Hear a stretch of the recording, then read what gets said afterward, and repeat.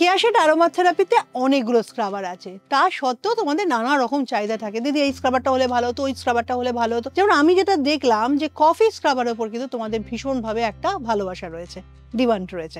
তাই আজকে যেটা বানাবো সেটা হচ্ছে কফি স্ক্রাবার। কফি স্ক্রাবারের জন্য আমাকে ফার্স্টে ডিস্টিল ওয়াটার নিয়ে নিতে হবে।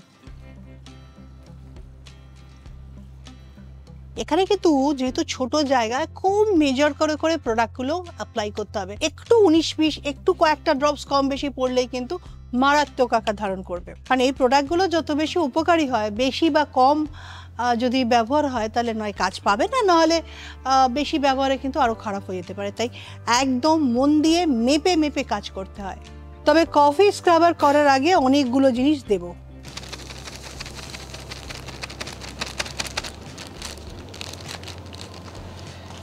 সোডিয়াম বেঞ্জন,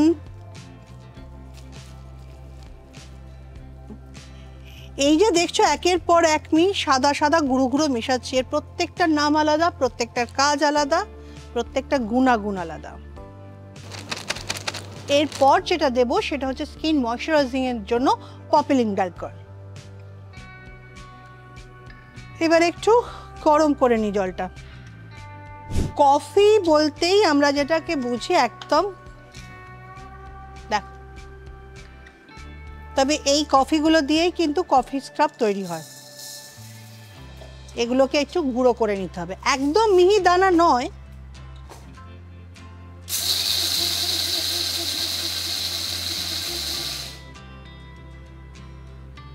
আর একটু ছোট দানা করতে হবে।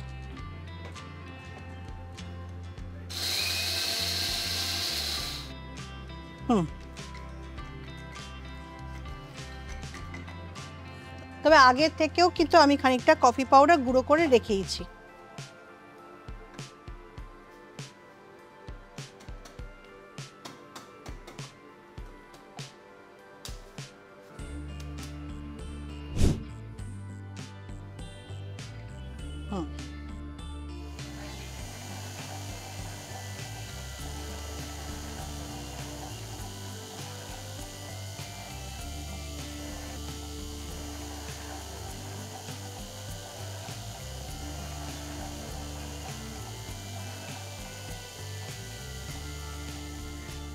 এবার দেব হানি।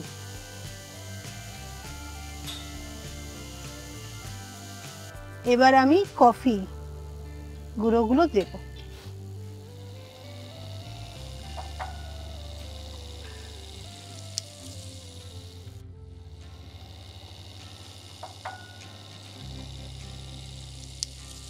যতক্ষণ স্টার্টারটা ঘুরছে ততক্ষণে আমি একটু লেবেলটা লাগিয়ে ফেলি।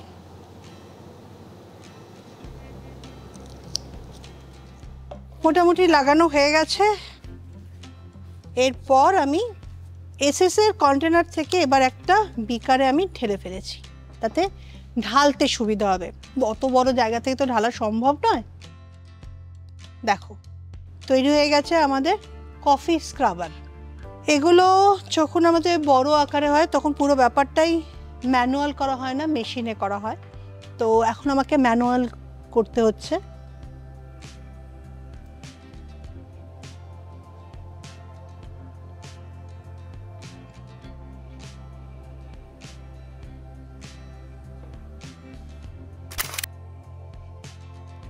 হয়ে গেছে ভরা।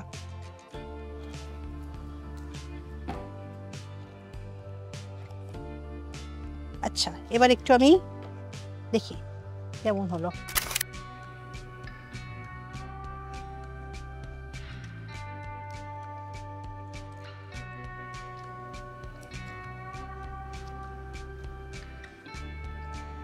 বাহ, খুব সুন্দর, হাতটা পরিষ্কার, ডেড সেলগুলো উঠে গিয়ে হাত একদম ঝকঝকে পরিষ্কার হয়ে যাচ্ছে।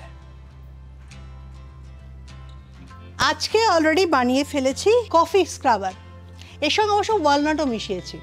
তো এই স্ক্রাবারটা দারুণ সুন্দর হচ্ছে, দেখতে পাচ্ছ যে হাতটা বেশ পরিষ্কার।